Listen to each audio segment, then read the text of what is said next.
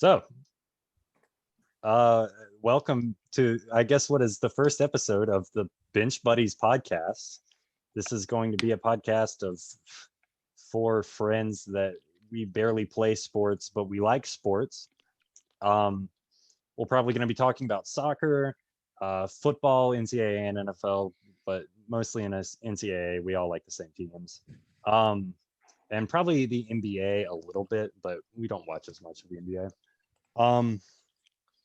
Yeah, so I guess how we'll start this is go around with introductions, and I'll throw it to Kyle. Introduce yourself and say your favorite teams for soccer, the NFL, the NCAA, even though it's all the same, and the NBA. Yo, what's up, everybody? My name's Kyle, and my favorite soccer team would have to be Manchester United. Up the Reds. Let's go, lads. My favorite NFL team. I'm a diehard Cowboys fan. I go to Liberty University, so I support them in football, but also Virginia Tech is from my hometown. It's just our home team. And then in the NBA, I'm a Lakers fan. But before anybody says anything about me being a bandwagon Lakers fan, I've been a Lakers fan since they were trash. So, Sure. yeah. Sure. And now, if you can't tell, we're probably going to be awkward little shits because this is the first time of us doing this, but it'll be what it is. So, John David, Oh, all right. Okay. we'll go to you next. I'm a bit eager to do this. Okay. Okay. So I'm John David, and basically, I watch probably more sports than the rest of these people here. I'll go through my favorite teams. Okay. So soccer, Burnley. Don't ask. Long story. NFL. Along with Kyle, I'm a Cowboys fan. It sucks. NBA, I'm a Wizards fan. That also sucks. MLB, I'm a Nationals fan. Also kind of sucks. NHL, I'm a Capitals fan. It's not so bad. College, I like Virginia Tech, and that pretty much sucks. But if I'm honest, I wouldn't change any of them for the world. I love all my teams. Support them all through good and bad, mostly bad. But yeah, that's about it. All right. Now, if you can't tell, there was a bit there where John David said he watched the most, and Kyle kind of was about to interject. We're probably going to argue a lot because we disagree with a lot. Well, you'll start to see once everybody introduces themselves and the teams they support why we argue a lot. Yeah, especially this next one to Aiden. Who's your favorite soccer team, Aiden? Who is it? First of all, you can call me Thomas. But my favorite soccer team is Manchester City. Now, the obvious team that's better than Manchester United by a long shot. See, that's not bad at all. But then you go down the road there, go to the Hornets. Then that's when it's like, okay. Oh, Terry! Then you go to the Colts. That's nothing but disappointment. And Virginia Tech in all college sports. Yeah, that's all I watch. Yeah. John David's more extravagant with his sports, with his MLB and his NHL. You know, in the MLB and NHL, I'll touch on that. Basically, when I was a little kid, I was bred to watch Sports Center. That's the only thing I mean. I just didn't feel like watching cartoons really. But Oh wow. Basically, I just started watching every sport that came on, and I just got attached. But I'm a local fan, so Nationals and Capitals. You know, we've had our recent triumphs, but other than those triumphs, it's been disappointment, and I'm used to it. Yeah. So that's understandable. And now I'm Colton. I'm not always going to be hosting. We'll throw it around, but I just figured I would do it the first time because I kind of had an idea in my head of how we were going to do this. We'll probably let other people introduce and do things as we go on. My favorite teams are for soccer in the Premier League, which is what we all primarily watch. Manchester United with Kyle, but everywhere else it's Bayern Munich because we're just better. in the NFL, Cowboys, because you just have to like the Cowboys, and but I've liked the Eagles since Michael Vick went there, so that's kind of a thing. I was happy when they won the Super Bowl. I supported them. NCAA, Virginia Tech, like everybody else, and the NBA. I'm a Clippers fan since day one, baby. I love them. so yeah. So yeah, as you guys can tell, we're not really like meta team supporters. Well, Most of clearly. us endure a lot of pain with the teams that we Yeah. support.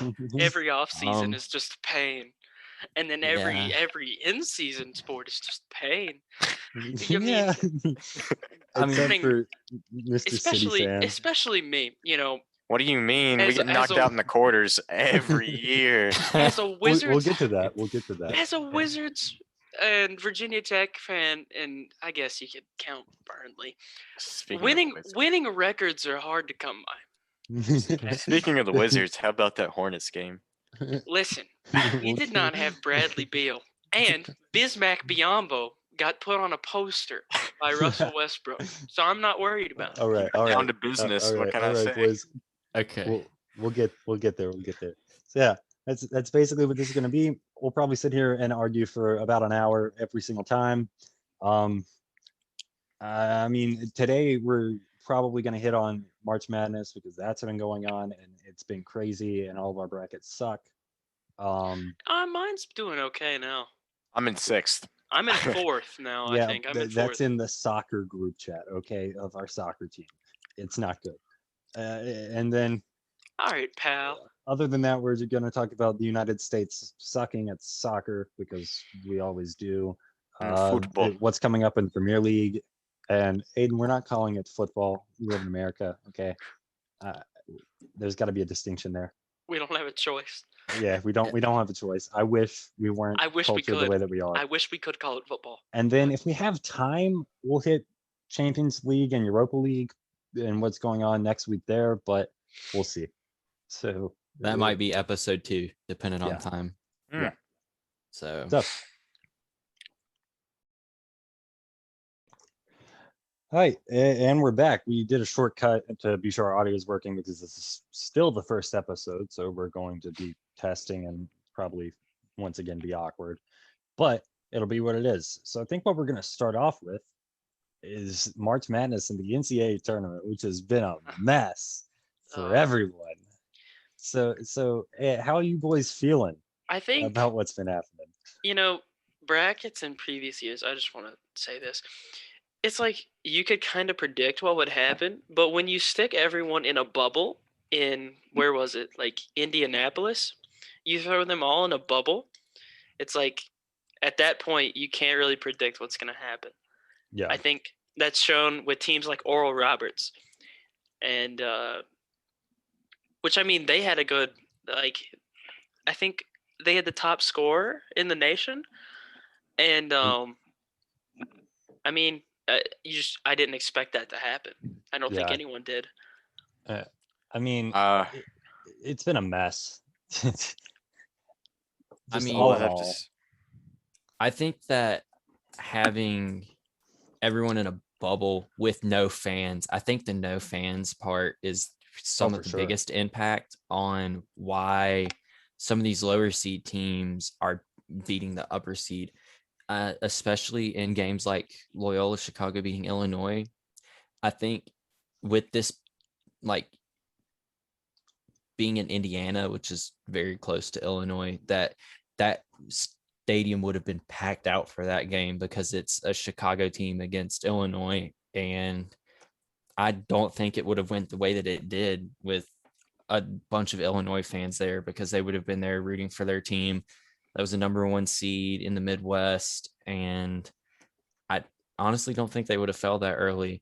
But I'm pretty glad that the tournament's gone the way that it has. I mean, my bracket was busted once Oral Roberts won, and then Abilene Christian beating Texas kind of busted me. Yeah, So that killed mine.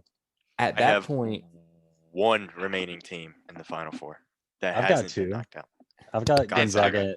Gonzaga and Baylor. Actually, wait. Hold on. Yeah, I have to- Gonzaga and Baylor. Gonzaga and Baylor. Gonzaga and Baylor. Yeah. But I had Texas beating Gonzaga. I had Texas going all the way to the finals and losing to Baylor. Wow. See, I have Gonzaga winning it all. That's the thing going for me. But I also had Illinois in the championship game. Nah, I had UCLA is Illinois gonna take winning them it. down. My only good bracket is I have Houston playing Gonzaga in the final with Houston winning. That's my only chance to get Points. points from that. It's gonna be tough for Houston. I mean, Houston only beat Oregon State by 6 points.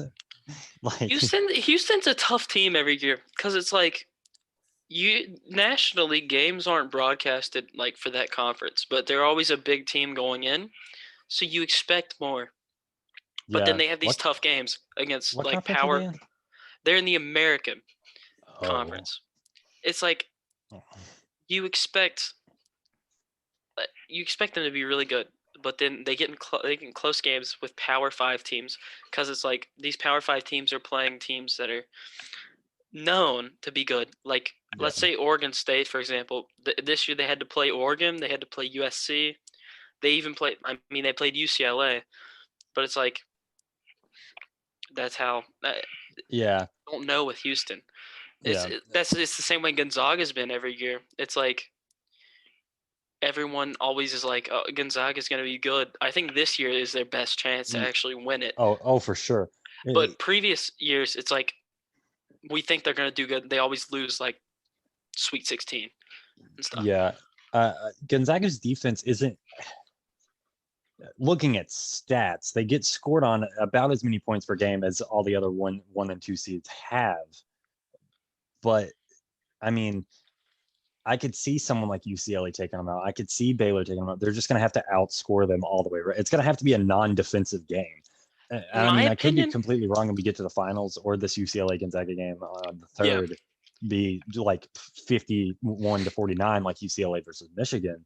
But I don't know. Go ahead. In my opinion, right here, the only way I see Gonzaga not winning is if they lose to UCLA, because, I mean, I'm pretty sure Baylor.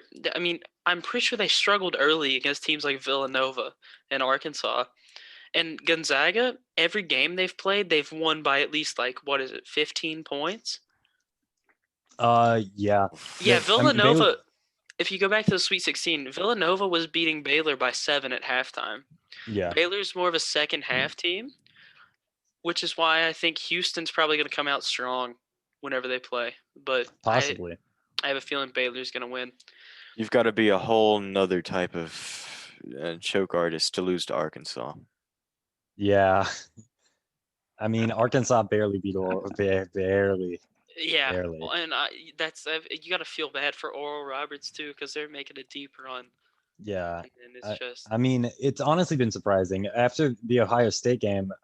I can't remember. I'm pretty sure I had Ohio State, making it to at least the Sweet 16 or the Elite Eight. I thought they weren't gonna get hard bodied like what they did. No, I don't think most people did. That's like the upset of the year, though. And this year really it stands out because you can tell. I think it was after the at the start of the Sweet 16. There were no perfect brackets left. Yeah, it was day 2. It was before once. Yeah. It was when UConn lost to Maryland. Oh yeah, that's when it was. It was when UConn lost. We didn't even make it through day 2 with the perfect bracket, which I mean normally happens. Normally somebody wins that blows up everyone's bracket, but this year I don't think everyone expected 15 seed Oral Roberts, 14 seed Abilene Christian. Were there any 4 seeds that got upset by 13s? I don't think there were. Other than Kansas almost. Virginia, Ohio, UVA. Ohio. A game I want to touch on that didn't happen was Oregon and VCU because of that COVID breach by VCU. Oh yeah. One more 14-3. North Texas did beat Purdue. North Texas, yeah, that's true. I mean, that's been where it's hurting at. Surprisingly, I'm pretty sure only one 11 seed beat a 6, and normally 11s do pretty well against the 6. The 1-11 seed that did it too is UCLA. Yeah, and UCLA. They're in the Final Four. And they're rolling. I predicted Liberty to be the only 11 seed to do it. I'm pretty sure it's who I had on my 13. bracket. They were 13. Oh yeah, 13. Sorry. You're good. Yeah, I mean, I didn't think. I'm pretty sure going through my bracket and through what's happened, I'm pretty sure I didn't have any 11 seeds beating. I didn't think UCLA was as good as what they've been. No, I I don't think picked anyone. Syracuse to go to the Sweet 16. I thought they would go on a run based on what they did in the ACC tournament. That Yeah, Buddy Boeheim was shooting dude, the he was ball averaging like 30 points a game in March. ridiculous, and their 2-3 zone is just super weird to come up against in the tournament, and to not have that long to prepare for it. A lot of teams struggle, and it just takes a team that's super talented like Houston to beat that sometimes. And I mean, you see they beat them by almost 20 points. I mean, like, Yeah. Yeah. That- A game I did predict, I guess you can consider it an upset because it's a 6-3. I knew USC was going to beat Kansas. I didn't expect a 44-point blowout, but I knew Kansas was like, I don't know what the term I'm looking for is. lackluster. It's like, what am I guess Kansas played a pretty big bluff all year, if you want to word it like that. Yeah, Because I they're mean, seed going in 21-9, but they got blown out by USC. Yeah, And they almost lost to Eastern Washington. yeah, So- Eastern Washington scored 84 points on them. Yeah, and they were winning for a good part of the game too. Yeah, But it's like Yeah. it was one of those games where it's like, after how closely they almost lost, I knew USC was gonna have a fun time. I didn't expect Oregon to beat Iowa though. well, no. I think that Oregon having a free game They did get extra. played a factor into that. They weren't as tired as Iowa. No. Iowa just played 2 days before. Yeah, And and Oregon definitely. got extra Oregon didn't do practice and anything. rest and stuff. I don't even know what the COVID breach was that happened with VCU. I I just have know. no idea. I just know they had a COVID breach and the game got handed to Oregon. But I mean, still- Oregon's good, but Oregon still, I didn't expect that one. yeah. But I mean, Oregon still, they went and they showed out against Iowa. It's just one of those things. Yeah. A game that kind of threw me off though was Loyola Chicago and Oregon State in the Sweet 16. I thought Loyola, after beating Illinois, was going to run deeper than they did. Yeah. I mean, it's kind of just one of those things that seeds that are lower seeds like the A. I mean, once they get a jump, they're gonna get stopped somewhere. Yeah. Other than apparently UCLA. No, here's my thing with the seeding this year. Is the seeding for all the teams was weird.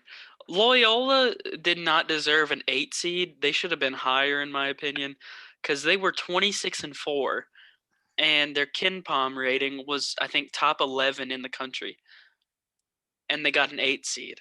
Yeah. That's- But I guess and another one I can argue about is Virginia Tech arguably getting a 10 seed.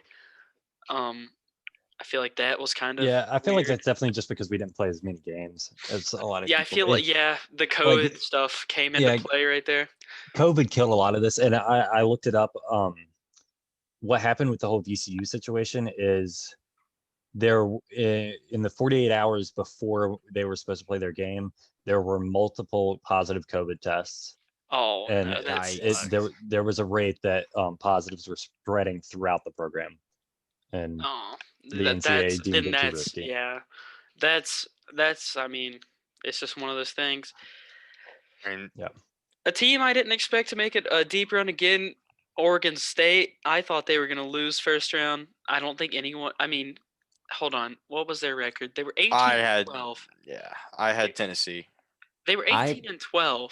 Yeah, I had Tennessee as well. I picked Oregon State just You're crazy, because of their run in the Pac-10 tournament or Pac-12. Is it Pac-12 now? It's Pac-12. Yeah, it's Pac-12. Yeah. I thought that they were hot, and they completely blew me out of the water with how hot they actually were. I think they made the Elite 8, didn't they? Yeah, they made the Elite 8, and Elite 8. they almost kept beat with Houston, Houston. too. They Yeah, almost beat Houston Houston. are like That's like what I a was great prefacing team, on. and That's yeah. I that's what mean, I was talking about earlier. It's like Oregon State. You look at their run in the Pac-12 tournament, and it's like a Power 5 team like that. I mean, Houston's a good team, but I don't know what the line would be on the Oregon State and Houston game. hot take because I'm just now looking at this. Houston, just hot take. Maybe I'm biased because of the way seeding has been scuffed or not. Houston has not played nearly as much competition throughout the tournament as what the other seeds have. Yeah, Or I mean, the other teams have that are in the Final Four right now. Oregon State, Syracuse, Rutgers, and Rutgers, Cleveland State. and Cleveland. I mean, yeah, I see where you're coming from. I guess their toughest game so far, definitely in my opinion, is Oregon State. Yeah, But which is they're a sad, 12 but seed. not, I guess. It's the second lowest seed they've had to play. Yeah, I mean that's proof that the seating has been scuffed, and it's all COVID's fault, but it is what it is. Yeah, that's what I was getting ready to say. I think this year seeding is hard because you don't, with COVID canceling games in cases like Virginia Tech, who play like I don't know how many games it was, but significantly less than other teams. I feel like if I don't, I'm not trying to sound biased here, but I think this is just a genuine statement. If we hadn't had games canceled because of COVID, I don't see us losing many of the games. Like I know Louisville, a game got canceled. Is like I don't see us losing any of those games that we got had canceled. played 23 games, which we had played 23 games going into the tournament. I heard that's this know going. if that's relatively high or not.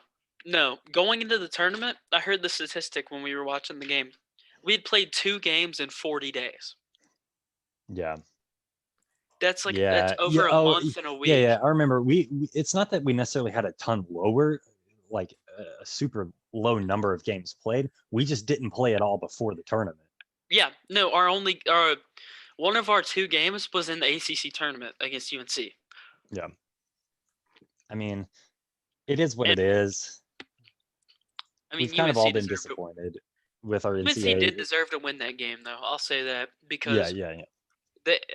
we just didn't have any big men. Yeah. We got out rebounded. That's what killed us. And going back to Oregon State, I'm 90% sure that their entire starting 5, none of them are seniors. They have like 3 seniors on that entire roster. So I expect them to make another deep run like that next. You said Oregon State? Yeah, Oregon State. Yeah. They have, you're right, 3 seniors. Or 4. Yeah. It's 4 seniors. Yeah. I don't know if any of them were starting, but the fact that they did that without many seniors at all, expect them to come back. And I mean, they even have hold on. Actually, let me go back. I mean, we've kind of all been disappointed with our favorite teams this year. I mean, the NCAA, Liberty did good in their main season. Virginia Tech did fine in their regular Here's season. the thing. I'll say this about Virginia Tech. If we had somehow managed to beat Florida, we were going to lose to Oral Roberts. Oh, without a doubt. It's just one of those things. We were going to lose that next round. That's true.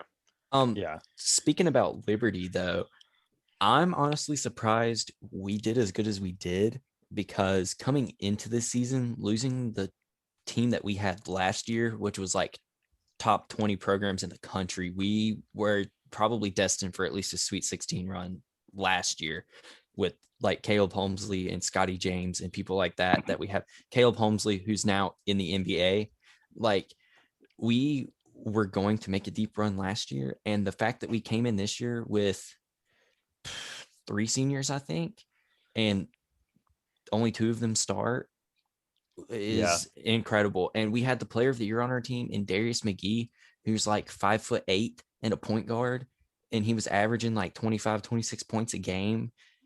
I mean, and you guys were undefeated at home, weren't you? I think we were. I'm pretty sure you were undefeated at home. I think I'm looking at it right now. I don't know if this is maybe conference only, but I'm pretty sure you were. So I want to go back to what Aiden said real quick. I'm sorry, Kyle, but Oregon State, their second top scorer was a sophomore, Jared Lucas. He averaged 12.5 per game. and he shot 38% from the field, which isn't bad. Yeah. And I'm pretty sure. Hold on, let me go down. Points. Yeah, all their tournament games. First round he had 14. Second round he had 14. Third round or Sweet 16 he had 15. It's like Yeah. I Game's got mean, a he's future. scoring about a quarter of their points every single game. yeah, Yeah. and he's a sophomore, so it's like they Yeah. can come there's back o- next year. he can only, there's only room to improve. Yeah. I mean, And you got to think it, about recruiting too. High school recruiting. It's like they're gonna have, depending on how they recruit, they're gonna have more.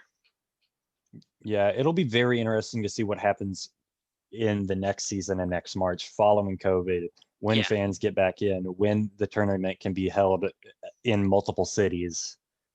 It'll be very interesting to see what the effects of this tournament are on some of these teams, because when you have the Oregon States with a sophomore as the leading scorer and 3 seniors, you got to think they have apparently such depth on their bench that they're going to be able to come back next year and definitely be above a 12 seed.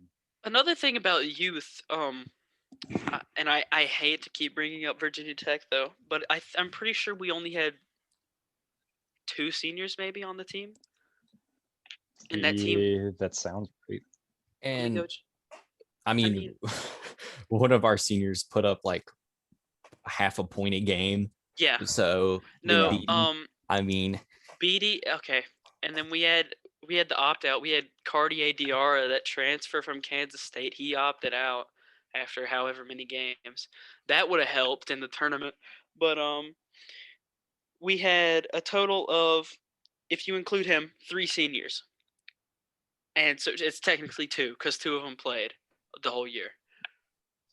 Yeah. But the thing about room to improve, like Aiden said, Keve Aluma, he's a junior. He's coming back next year probably. Hunter Couture, sophomore.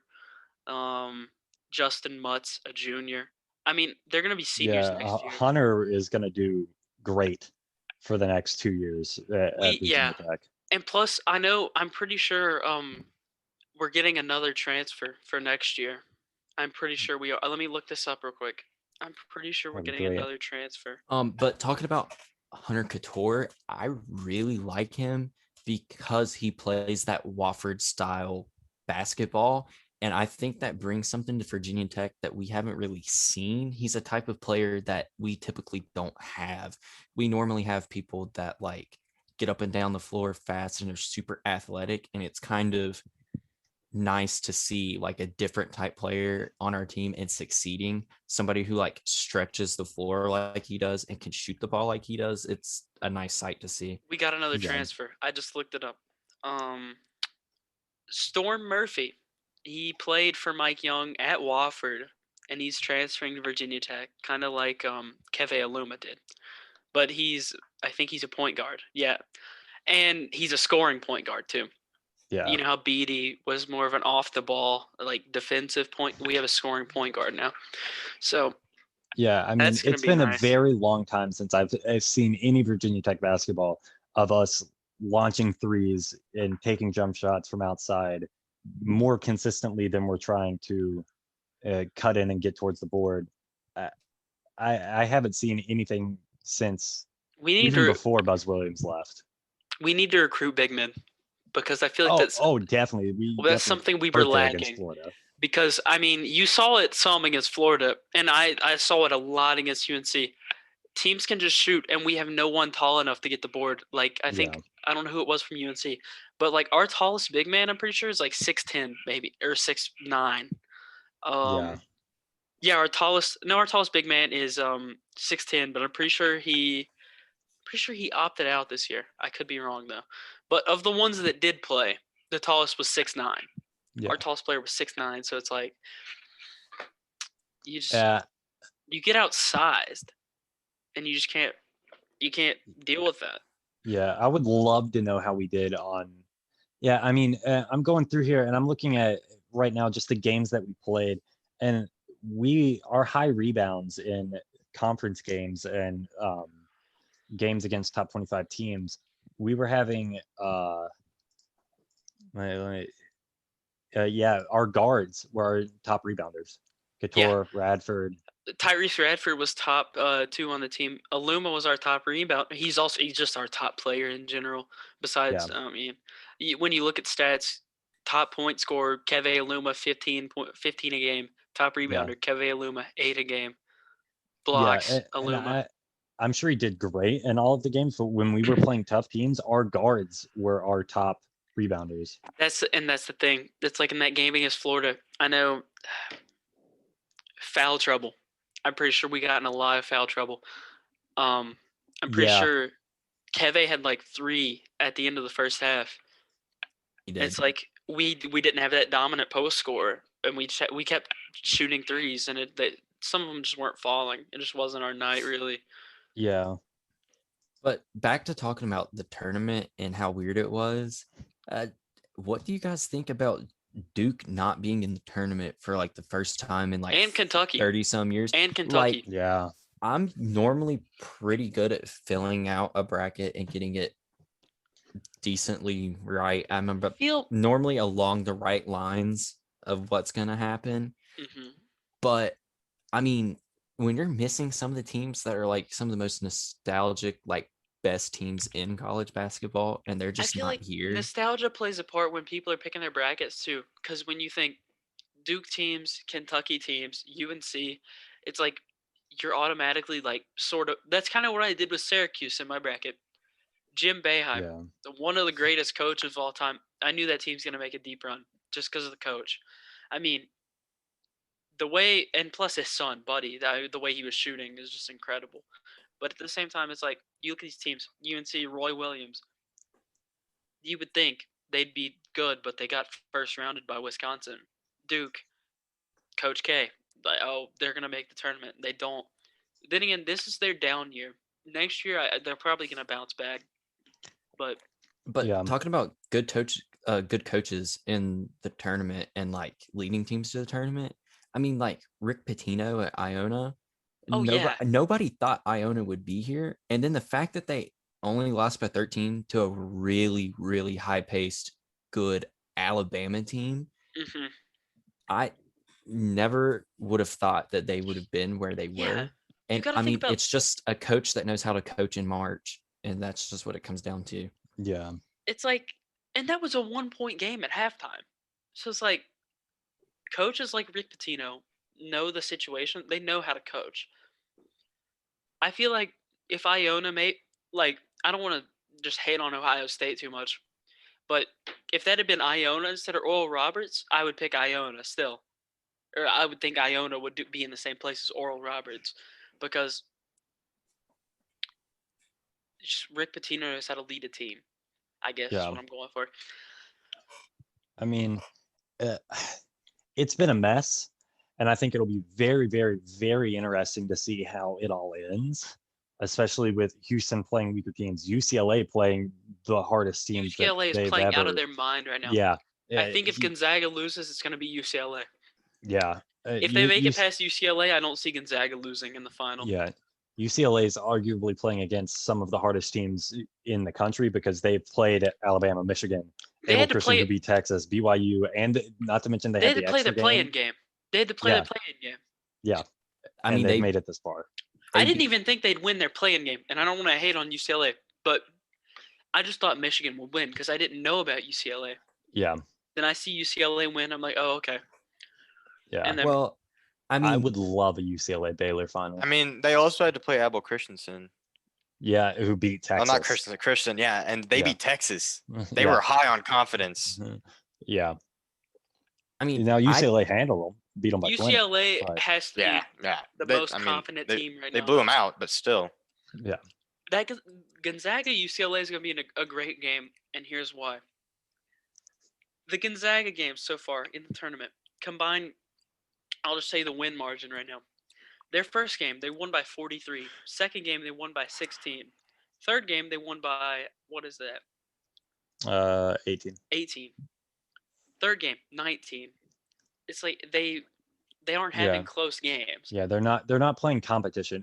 And I mean, Creighton was good, Oklahoma was good, Norfolk State is Norfolk State. USC was good, but lackluster. They blew everybody out on their way up and then got blown out by Gonzaga. I mean, what I'm looking at is just there's not much competition from seeds playing the high seeds when they play the lows, except for the first round and maybe the second. I'm gonna be honest here. I did not expect Creighton to get past the first round, and they only won by 1 point. I thought UC Santa Barbara. Because I went and looked at their history. UC Santa Barbara was a good team going into the tournament. They had a better record. Yeah. I'm pretty sure they weren't too bad in the power rankings, but it goes back to what I was saying about teams like Houston and Gonzaga. When you look at a team like UC Santa Barbara, going into the tournament, they didn't beat a team within the top 120 power rankings Yeah. in the tournament. But I don't know. I thought that was a game that was going to be close, and they ended up losing by 1 point to Creighton. And then I picked Ohio over UVA, and then I thought the winner of that game, Ohio, was going to beat UC Santa Barbara. But then Creighton showed up. Yeah. I was really mean, shocked with Creighton's performance too. Yeah, because I'm of the pretty way sure they did. the only reason that I had Creighton going, I had that top part of the bracket. I'm pretty sure completely right, where Gonzaga and Creighton are at. The only one I missed was UC Santa Barbara and Creighton.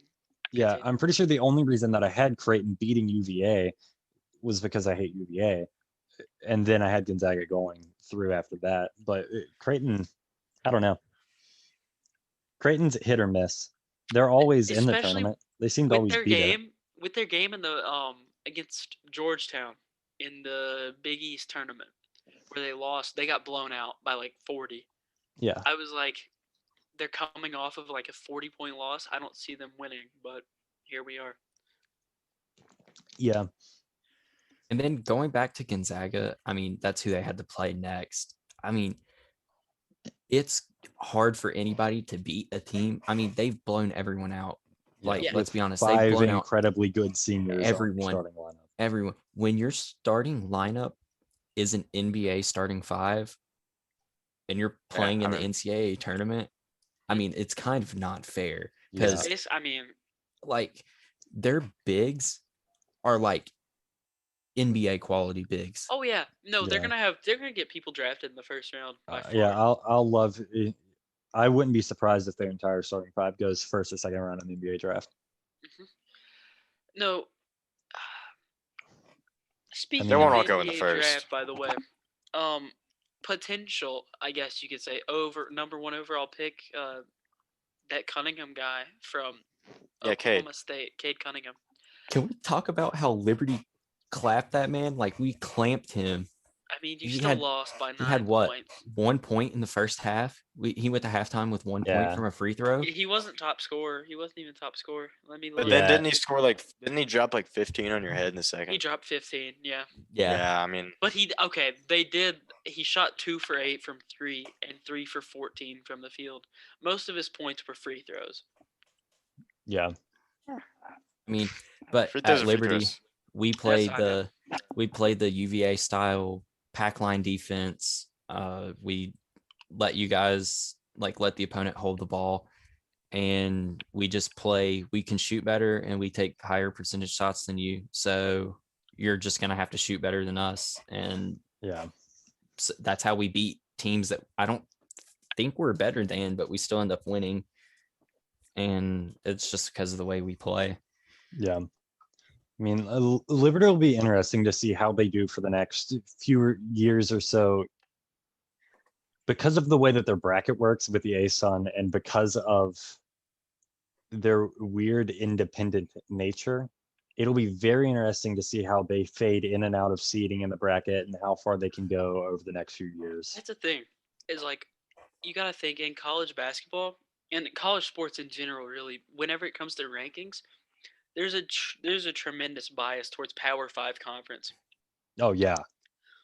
That's Yeah. why teams you don't see teams like Oral Roberts. I just want to say because I'm pretty sure. Or what was it? There was a team in the tournament that had one. Oh, Colgate. They had one loss all year, and they're a 14 seed. I thought they would win that game. Weren't they like top 3 in the KenPom rankings, or was it top 5? It was something like that. And they were a 14 seed. I'm telling you, if Colgate would have played anybody if they were a 7 seed or above and were playing a 10, say they were Florida playing Virginia Tech, I think they would have blown us out. Yeah. Mhm. Oh yeah. I think they Like say for example in got this. drawn to a game in a spot that they shouldn't have been. That's why that game Yeah. was so close. That's the thing with Power 5 bias. It's like it's always going to exist. There's nothing we can do about it. Yeah. It's just what's televised and what people see more often. Teams like I guess I'm going to say Utah State too. Tremendous season in the Mountain West, and they ended up 20-9. Okay, Texas Tech 18-10. I feel Utah State a 9 seed probably, but they got drawn against the good Texas Tech team, Mac McClung, and they ended up losing. Yeah. That's a team I wanted to see make a run too, was Utah State, but it is what it is. Yeah. I mean, it's been a mess, and it's going to be a mess. Probably, I'll be surprised if it's cleaned up, if we're not having the same conversation next year with the way that COVID goes and the way that the NCAA regulations are going to stay. It just depends. Yeah, it just depends. But to wrap up this topic, and then hopefully we can hit how horrible the United States Olympic failure is, and then the Prim. What do you guys expect is going to happen in the Final Four? Gonzaga, close game against UCLA, but they scraped. That's gonna be their closest game of the tournament by far. But they're gonna win. I have a feeling Baylor is gonna beat Houston just because Baylor. I don't know about Houston a lot, but I know Baylor is good, really good. Yeah. Baylor's gonna win that game. Yeah. And then Gonzaga Baylor in the final. What it's gonna come down to? If Baylor can stop the scoring of the starting five of Gonzaga, like just hold them a little bit, I think Baylor could try and almost win it. However, I don't think they have a chance. I just think Gonzaga this year is just too good, undefeated in the regular season, and they're going to end up 36-0, 35-0. They're going to go undefeated and win. I completely agree if that's the case. But if Houston somehow beats Gonzaga, or not Houston somehow, if UCLA somehow beats Gonzaga, I think Baylor's got Houston. Yeah. I could be completely wrong, and I will stand corrected if I am. But I think Baylor's got Houston in the bag. Does anybody disagree? No, my one. Okay. Nah, not really. Here's my ultimate takeaway. Whoever wins the UCLA and Gonzaga game is winning the tournament. It's just my opinion. See, I've got to stick with my bracket pick that Baylor's got it either way. Assuming they can handle Gonzaga's 5, which that'll come when it's game time if that happens. But I think Baylor will handle UCLA fine if they make it. Gonzaga. Yeah. I think it'll be rough for UCLA to come off of that hard of a game. Here's my only take on why I think UCLA could win it. If they somehow beat Gonzaga, look at all the games that they've won and think about the momentum that they have. Yeah, for sure. BYU, then Abilene Christian, who beat Texas. So a hot team right there. Then Alabama, then Michigan, then Gonzaga. It's like they're just so hot. I mean, it would be storybook to see it, but I don't. It's got to stop somewhere. You know what? It would be reminiscent of that Kemba Walker UConn team that won the title. Yeah. Or that was a great team. The UCLA run that I think this just comes to my head because I'm a Virginia sports fan. The VCU run in 2011, where we beat Kansas, who was the 1 seed. We made it to the Final Four. Yeah. And we lost. But that's just what this reminds me of. This UCLA run. Kyle, Aiden, predictions? Agreeing, disagreeing? I really can't see any team other than Gonzaga winning it. Although I can see Houston beating Baylor on a good day. If Houston have a good day, I think they can beat Baylor. But if they have a slow day, then Baylor's winning it. Yeah, I say if Houston doesn't come out playing the best basketball that they've played the entire tournament, then Baylor will have them easily.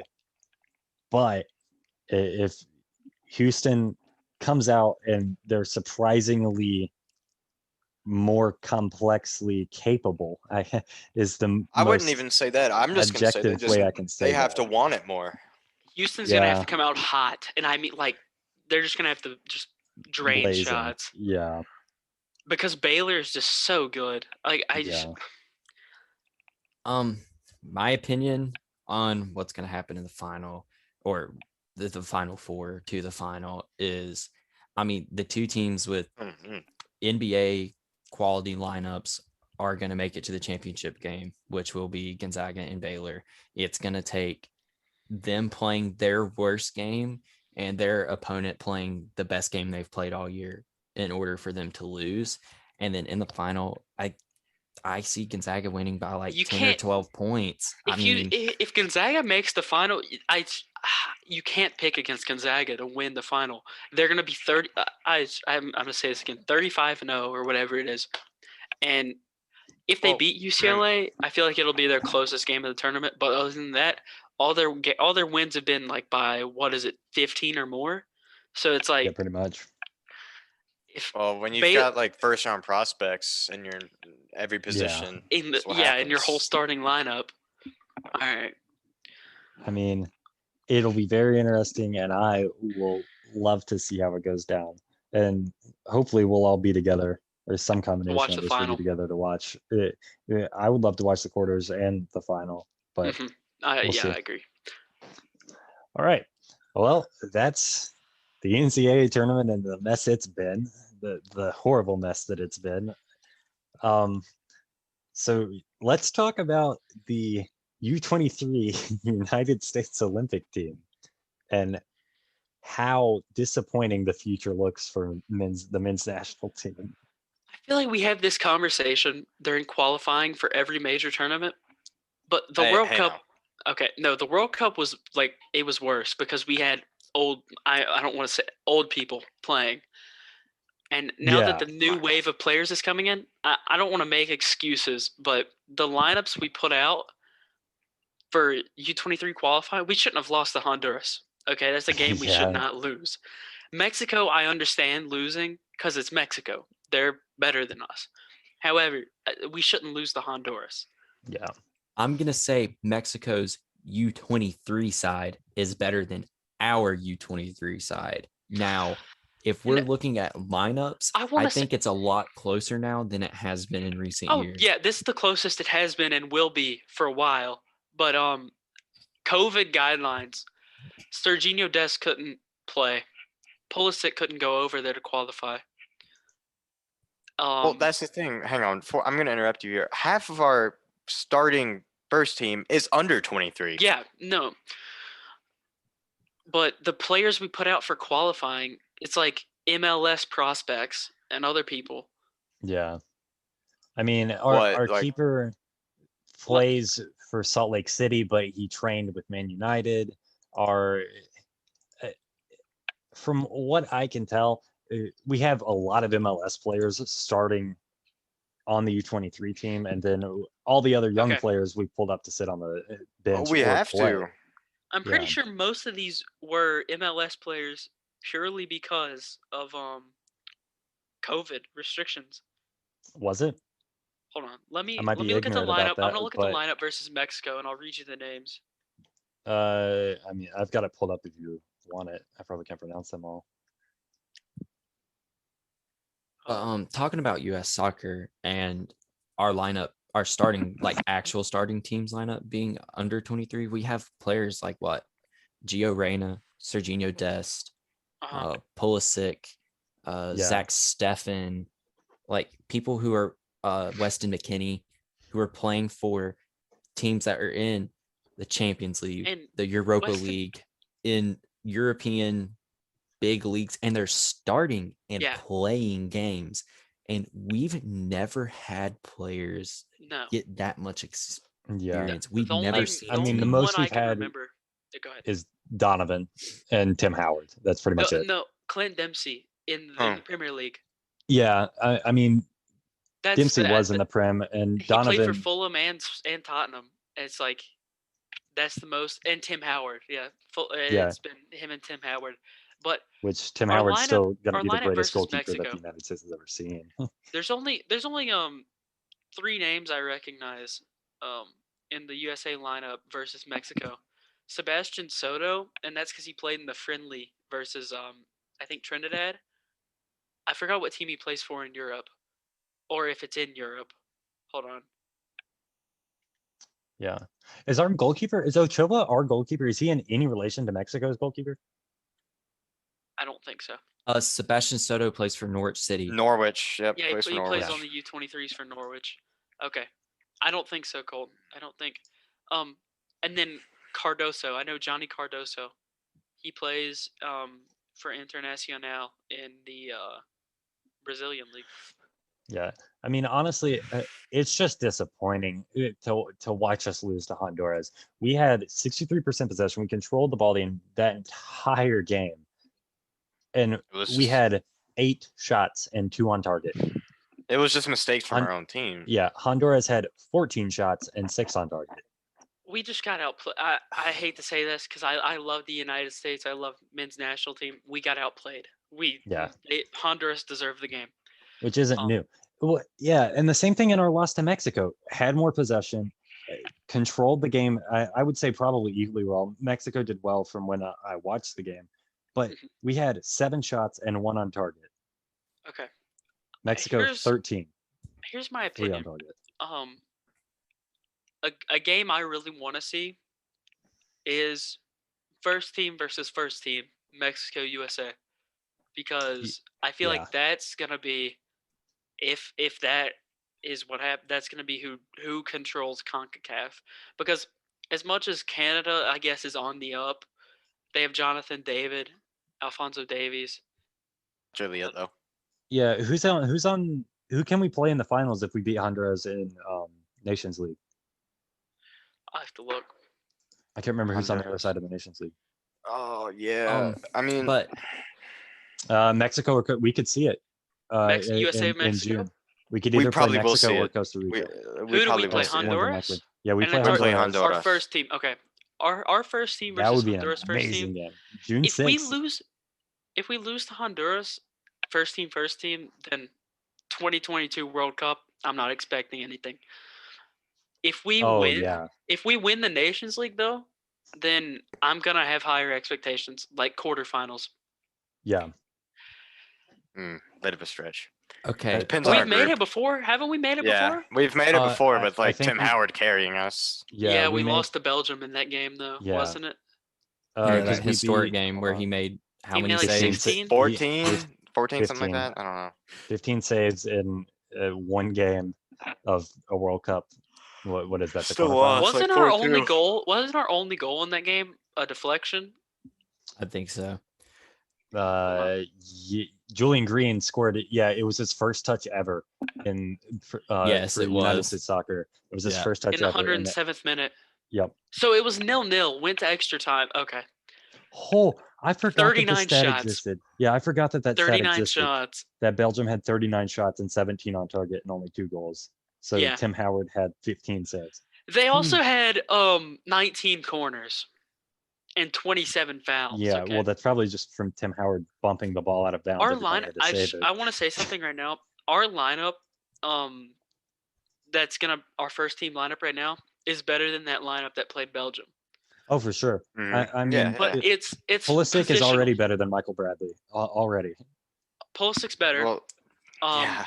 Gio obviously. Reyna, I'd argue that Gio Reyna is better than who's this? Fabian Johnson? Yeah. Yeah. Oh, yeah, Oh, without for a doubt. Tim Serginho Dest is better than Jeff Cameron. Yeah. Yeah. The only positions where I see this 2014 team superior, Tim Howard to Zach Steffen. Zach Steffen's not on that level yet. And Clint Dempsey. I agree. I don't I think could see him getting don't there have we don't if have a City pure get rid of Ederson. I could we see don't have a Zach pure Steffen number getting there. 9 right now that's on the same level that Clint Dempsey was. We have Yeah. potential with people like Josh Tim Sargent, Weah. Tim Weah. Yeah. I mean, Jesus Ferreira is a good player. I don't know if you guys have heard of him, but he's No. a good player. He scored 2 Yeah. for us the other day. Against Northern Ireland. I don't remember, but it's when we had to play our MLS players. But I mean, look at this Belgium lineup: Courtois, Alderweireld, Company, Vertonghen, Witzel, Yeah, I Fellaini, mean that De was Belgium Bruyne. in its prime. I mean, it was that. that Yeah, that that was prime Belgium. Yeah, and that was But and their not to bench mention what too. they're doing now. And their bench too: Lukaku, Chadley, Januzaj, Morales. Yeah, They were insane. Against Trinidad and Tobago, Okay, Jesus actually, Herrera had a brace. let me say something. We might be underestimating Honduras' U23 team. They took Mexico to penalties yesterday. Mexico's U23 team. Yeah, they took them to penalties, and that's how Mexico won the qualifying. Wow. Was on pens. I have a hot take. I don't care about the Olympics, and I'm not really that sad that we didn't make it. I mean, kinda I mean, I'm wish not we did. either. Look at the 2018 Olympic gold medal game was Brazil and Germany. yeah, I mean kinda that's wish- kind of what it deserved to be at that Like, time, I because don't Germany was tearing care. it up. They won the World Cup in 2014. Was No, that but They- what Olympics was that? Was that 2016? I thought you said 2013. I could be wrong. I thought it was 2016. It's 20. Oh yeah. Yeah, Why because would it the be Olympics were 2013? I'm dumb. supposed to It was be in 2012. Japan and then COVID. But I mean, the United States in the Olympics have never done anything that good. I don't think we've ever won a medal, first, second, or third. No. No, wait, no. I'm going to be honest, as much as I follow soccer, I don't even know if I've ever even watched an Olympic soccer game. I think No. I've watched a I've seen few, and I've highlights. watched plenty of qualifiers, and Listen. I've seen highlights. But With the amount of stuff that they televise at the Olympics, like what is it? Like different track and field events and stuff, you don't see soccer as much. yeah, There's other which is stuff. very weird. I mean, And I guess it's because track and field and stuff are much more competitive to watch, and The Olympics is their only. I Yeah, don't it's their know this for only main- sure, but it's like their only big tournament. yeah, it's their only main. I'm sure they have more tournaments, but it's their It's- only main outlet that they get projected to the world. Whereas with Premier League, World Bundesliga, Cup. Champions League, World Cup, all Champions this, League, Europa it- League, World it Cup. happens. A lot of soccer happens every single year, and every 4 years, the Olympics. I feel like they would much rather show the spotlight on those sports that you can jump on your TV on just regular cable and watch anyone swim up and down, and it take 5 minutes, and you'd be like, "Wow, that was sick! That guy went so fast!" Or run. I want to And, touch back but on who something wants to sit Kyle. and watch 90 minutes of soccer during the Olympics? Yeah. I want to touch back on what Kyle said earlier about US stars in big leagues. It's not like they're not playing either. Like I guess Zach Steffen isn't playing, but Yeah. But even he's getting game time. yeah. I mean, But Weston McKennie, I think Nedved came out. He's the director of something for Juventus. They're gonna rebuild around Weston McKennie, who it was like two other players. Christian Pulisic, he's not getting game time as much with the new manager. I think he's linked with the move though, isn't he? Yeah, he said he's sticking with Chelsea through the end of the season, but he's thinking about it. But he's linked with a move to Bayern, Liverpool, other teams like that. And I then He mean, wouldn't get game time his- there. as a United fan, his name has been thrown in with us, but everybody's name is thrown in with us, Yeah. and we never sign anyone whose name is thrown Serginho- in with us. It's always Serginho somebody who's Dest? different. has potential to be a really good Barca right back. And he's Sergino Dest is one of the best players I've seen in a while. from the United States. Like yeah, No, not even from there, For just in a sure. while. He's really good. yeah. And to You go know- back to Zach Steffen for a minute, Zach Steffen right now is getting the Tim Howard treatment. Tim Howard and Man United treatment. He's Yeah. sitting on the bench of the best team in the league, and he's getting good training. But there's going to be a point where he's probably going to get loaned out to somewhere Everton-esque, like what Tim Howard did, and then move. And that'll be great for him. He That's does fine. not need Zach- to sit what- on Man City's bench. for Zach his career. Steffen, he has played a few games. I know he's played against Chelsea. He almost clipped a clean sheet, but they scored in like the 90th minute. We Yeah. won he 3-1. kept And the then clean they sheet against us. He kept the clean sheet against us in the cup. against Burnley, and he played United in the cup and kept a clean sheet. And he made a few saves in there that were actually really impressive. I'm gonna Yeah. be honest here. Depending on how UEFA does their scheduling for if City makes it past Dortmund, He might end up playing the cup final against Tottenham Yeah. because I you mean, got to yeah. think Ederson. He'll probably play the cup final anyways. I don't see why Yeah. he shouldn't. I mean, it could be an entire Tim Howard. I can't remember exactly what tournament I think it was FA Cup final that Tim Howard played in a final. I can't remember exactly what tournament it is. I don't know why I read his biography. And they lost in pens, and he missed saving easy penalties. And then it's about that time that he decided he wanted to leave and go to Everton. It could be, so I could totally see keeper mistakes coming in. I don't predict Zach Steffen being at Manchester City in the next 3 years. While we touch on keeper mistakes and moving away, Kepa is probably going to leave Chelsea. I see it happening. Yeah. No, but here's the thing. I hope so. I don't think he gets enough credit that he deserves because in his first few months at Chelsea, when they first got him, I'm pretty sure he was finalist for Player of the Month like 3 separate times because he was a really good keeper. And then I don't know what happened, but he hit a drop off. But I guarantee he'll be back. They bought him for 90 million. That was not for nothing. He has potential. Yeah, I mean, and he's 27 years old. Good. He was good at Athletic Bilbao. He was really 26, I good. think. Or Sevilla. I don't remember which team. I think it was Athletic. He was at Bilbao. He was at Athletic Bilbao. yeah. He was insane. There's no they didn't pay 90 mil for nothing. He's not worth 90 million. Chelsea needed a keeper. They panicked and overpaid by a lot. Like United with Maguire. But he's not a bad keeper. He was decent. He was decent his first season. He made one mistake. Chelsea fans ridiculed fans are horrible. They ridiculed him. I mean, I feel bad for the guy. Yeah, I've sat and watched. I can't remember. I'm pretty sure it was when Thiago Silva first went to PSG, and we watched their first game, PSG versus Chelsea, after he went there. Kyle and I were at that game, and every time he touched the ball, Chelsea fans booed the entire time. Chelsea fans are horrible, all of them. And another example, Bakayoko. I remember one time he got sent off, and I don't remember what they chanted. It might have been something racist. It might have not, but it was horrible, and I felt bad for Chelsea. The guy. Chelsea fans are just Chelsea fans are so bad. And there's an agenda about Chelsea fans, and it's partially true. I don't want to say this and generalize them, but they're known as the racist fans of the Premier League because of the way they treat their players. But talking about Chelsea fans and how crazy they are, I mean, how long was Lampard in charge? Was it even a whole year? No, it was that's a whole not year. Chelsea fans. That's Chelsea's owner. But the fans had the agenda against him. They wanted him gone, and then the owners got rid of him.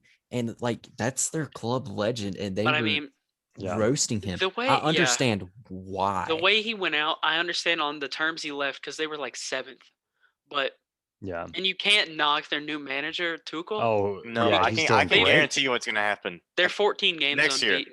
Next year, maybe not next year, but sometime in the near future, Tuchel will go on a run of bad form. Chelsea fans will slander him. He's gone. It happens every time. No, Chelsea are the worst about manager cycles because you got to think. It's like Watford too. Yeah. Oh yeah. No, and it's like I want West Brom this year. I feel like they should have stuck with who was their manager? It was that German guy. Or no, like no, it was Slavic. I'm trying to look. It was Bilic. It was Bilic. Slaven Bilic. Yeah. They should have stuck with him. They shouldn't have brought in Big Sam because. Do you know what's funny? Right, they sacked him right after he drew with Manchester City, the team that was top of the league. I don't know if they were then, but they were on their way. Yeah. They should have stuck with him. I don't understand the bringing in of Big Sam. But and to dive on this point, because we're hitting the over an hour mark, what do you guys think is going to happen this weekend in Prem? We've got City versus Leicester. Who's winning that? Let me pull. City's winning it. I don't see Leicester doing a season double on City. Okay. I really hope they don't. Plus, Kevin De Bruyne is in form now. Kevin De Bruyne is in peak form, and it's going to show.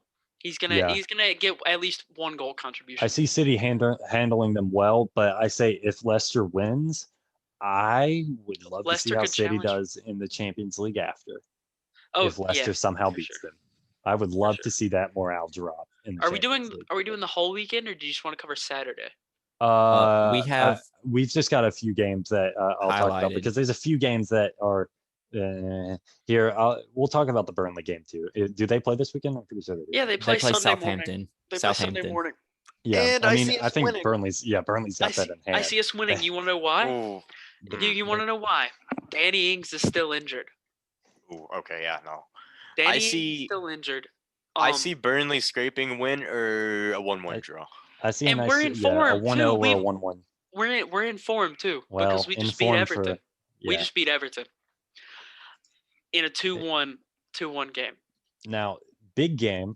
Well, kind of big game, considering they You're both saying had Burnley isn't big, horrible lad? seasons. Well, sorry. Arsenal, Liverpool. Arsenal, Liverpool. They've both had wretched seasons compared to their history and the past few years. Hot take. Who's winning it? I would love Arsenal to Arsenal's slaughter winning. them. Arsenal's I would winning. love them to. Yeah. I don't see a Mikel Arteta or I see a Mikel Arteta masterclass incoming. I have to agree. I envision Lacazette. Hold on. Well, Lacazette's gonna abuse their defense. Oh no, he definitely will. The only way I see Liverpool winning is if Mane scores because he's been abysmal this year. If Sadio Mane scores, then they'll Where's win. Firmino? The thing is, it's gonna No take clue. like I think David Luiz and Tierney pocketing Salah and Tierney's gonna have a field day with Salah. Yeah. But Okay, I mean, hear me out. Can we talk about Bobby Firmino for a second? I know hang he's on. a defensive striker, but like he's done nothing. Dude. Yeah. Neither is Mane. Okay, Mane hasn't done listen that to much me. either. If Yeah, Liverpool, Salah is the only one, and if he's Liverpool- a diving cheat. if Liverpool wants if they want to bounce back, hear me out. I hate that man. Sell Salah in the prime of his career, get the most out of him while you can, and rebuild. Yeah, honestly, I say Well, Arsenal's got they it. don't even need to rebuild. Okay. It's just their The back front line three. is shot. Their back line is shot. Hear me out. With No, no once Van Van Dijk Dijk and no once- Gomez. Once Van Dijk and Gomez come back, they'll be fine back there. Yeah. But they need to rebuild that It's front just three a bad year for because them. Firmino's not doing anything. When you're having to play The Jordan last Henderson the at last center few back, games, right? For Jordan Henderson. The last few Poor guy. games, Arsenal versus Liverpool. Arsenal have won 3 out of the 4. Yeah, head to head. Arsenal won back in July, but they Yeah. lost. They won July, August, and they lost in September. And they, I remember that League Cup game. They won in October. Yeah. Didn't they win the Community Shield? Yeah, They won the Community Shield. against Liverpool. Everyone was like, "Wow, Arsenal's going to be so sick," and then they. Now they're 10th. No, here's my thing with Liverpool. Their back line. It They've depends had on horrendous who luck. starts at center I back mean, against Arsenal. They're Okay. gonna put Fabinho and Henderson back there probably. I'm pretty sure Jordan. No, I'm pretty sure they have a Henderson- fit. They have someone No, fit, don't they? They have. Do they? Kabak. They have that They new have guy that Kabak. They the have new guy they Kabak signed. and Nat Williams. Phillips. They have Nat Phillips. They have and Nat Phillips Phillips. or Williams. Nat Phillips is a stone wall at the back. Okay. No, like his headers. I'm kind of joking when I say this, but his headers, I like, mean, is he Harry Maguire? and Kabak No too. one will compare to the fridge. Kabak is really underrated because Kabak Not got to go man off of the on a match. tangent. Kabak Fridge got scored a man of the ripper. match Our against. And no, fridge. Kabak has Leipzig. actually been playing very well. He got man of the Yeah. match against Leipzig. Slabhead is Yeah. our fridge. Okay, did you see that goal today? His volley was a peach. Yeah, did you see that John Stones Stones mistake header. today? All See right, that let's stay Stones off this mistake today? tangent. We get it. Maguire is the greatest center back of all time and ever to All play I'm in saying- England. Okay. All I'm saying before we close, Nick Pope better Well, start every We've game. got United for the rest versus of the year. Brighton.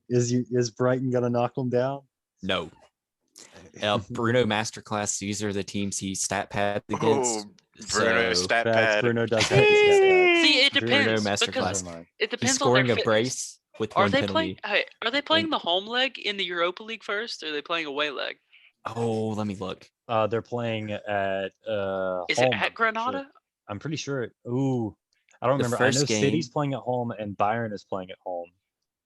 I hate playing a home is first. Holland's going at to give you guys the Granada. work at the The first FPL. game Okay. is away. There's Yeah. a 4-day difference. I feel like United's going to rest some of their players for the Brighton game, because look at Probably. Brighton's position in the table and look at United's position in the table, and it's like And in theory, United doesn't have that much to worry about. Also, we can No. bank on the fact that Leicester are probably going to lose to City and drop points. So if we can scrape a draw, we'll still stay above I them and guarantee- stay in okay. second. here's some people I think are going to start for United against Brighton. Dean When Henderson. Zebby. Dean Henderson, I guess Twan Zebi, Ole never picks them. I'm telling you, Donny our Van I'm bad, feeling a Oh, nice Van de Van de Beek Beek might game. start. PE coach. Van Yeah, de Beek might if Van de start. Beek actually starts, I'll be proud. If Van our de Beek back starts line- against Brighton, they'll Good they'll job, win. Van de I Beek. can. I would love probably Amad Diallo will probably start. Matic will probably start. I don't. Uh, Martial Amad got hurt. Diallo.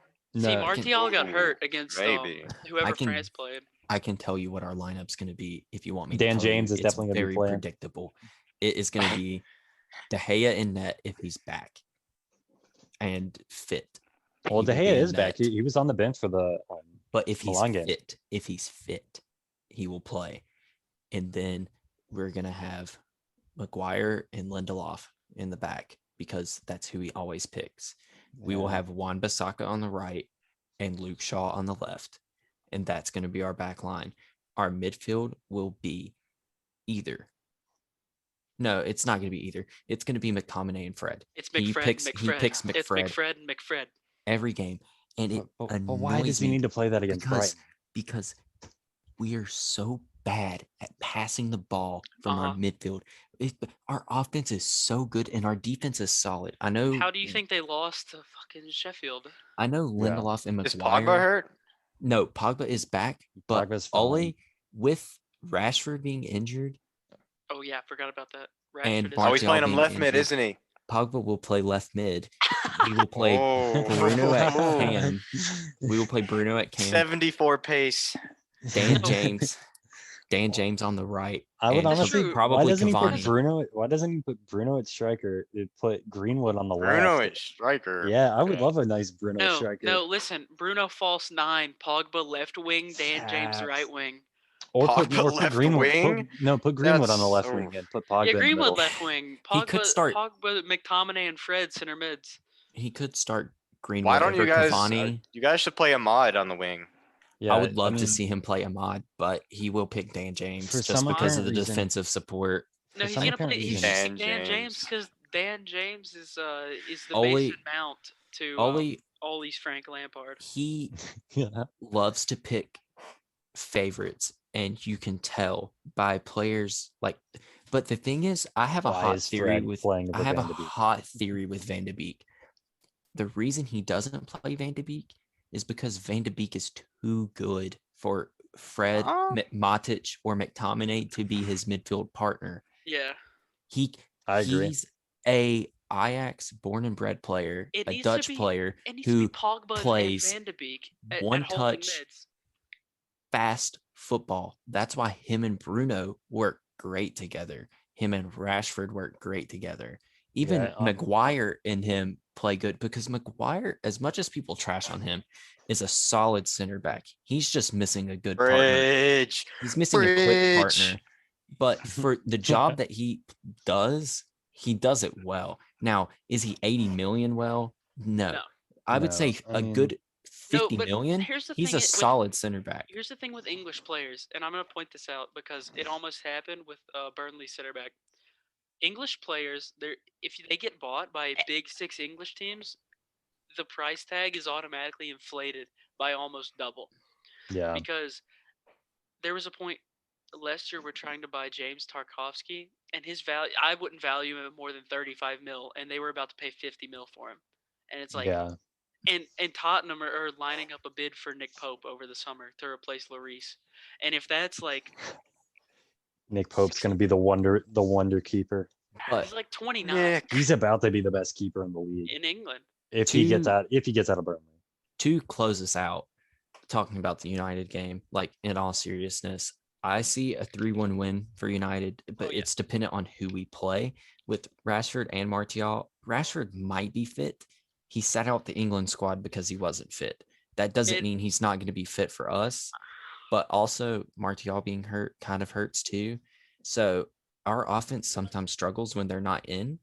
But I'm going to go ahead and say 2-1 or 3-1 United. Bruno scores a penalty at some point, and obviously. a second Bruno goal will scores come two. for him. Bruno's That's got a a hot brace. take. Bruno's got a It's Hot brace. take.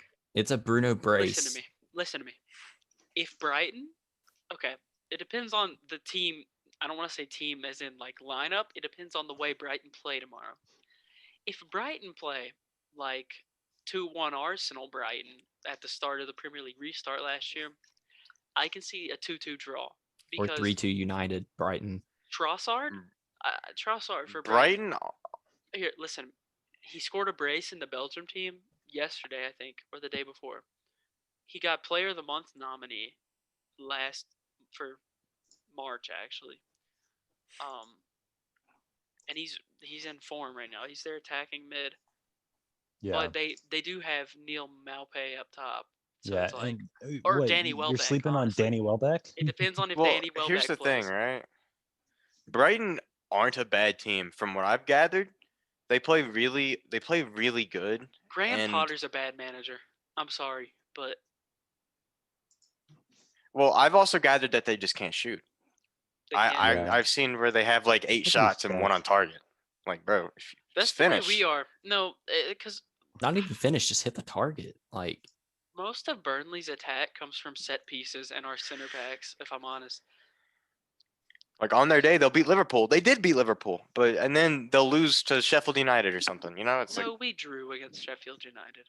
not No. Burnley, I'm Brighton. kidding. I'm kidding. we lost to Grr. Sheffield United. Yeah, No. you Yeah, did. that's not a surprise. We beat Crystal Palace, but then at the same time, I'm pretty sure we lost to who did we lose to? I don't know. We drew West Brom with a red card. That happened. That's not that. But- And they were the dominant team. They had more chances than we did. Yeah. Yeah. All right. Well, I mean that I'm pretty sure that covers everything that we can hit without spending another probably 2 hours talking about the Champions League, We could which is probably going to be just a sit mess. here for Yeah. hours. We could. Champions League is going to be a mess, and hopefully we'll be able to hit that before the quarterfinals start. And if not, we'll hit second leg and react to what happened in the Reactions. first leg. Yeah.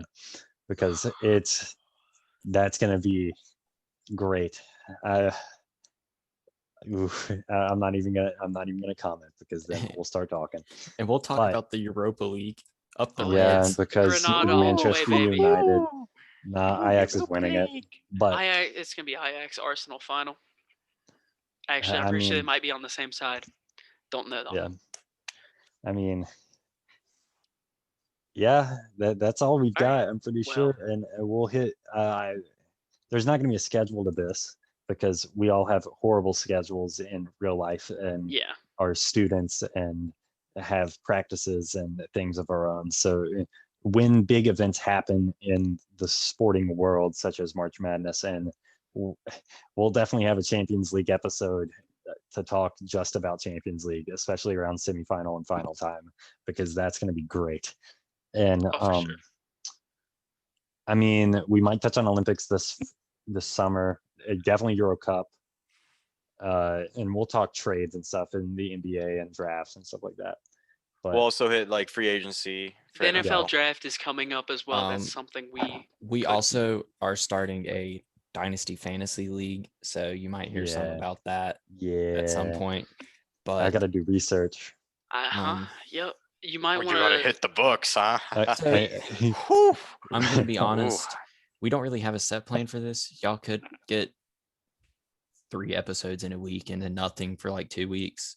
Yeah, But I would assume probably one a week ish, Ish. about ish. Ish. Maybe one every week and a half, something like that. until every different school in which we're attending is Is on yeah, summer hits, break. when summer hits, it will when be summer hits, it's gonna be Euro one a Cup, week. Olympics. one a week, I mean, if not possibly 2 a week. I don't mean, wanna I'm get three. down way to ahead of- talk about Zlatan hard bodying in the Euro Cup because I mean, for hours. Yeah, Yeah. we'll see. But Okay. yeah, that's all we've got. I'm pretty sure we're about at the hour and 20 minute mark, somewhere around there. So yeah, that's it. Hey. See y'all next time. Great.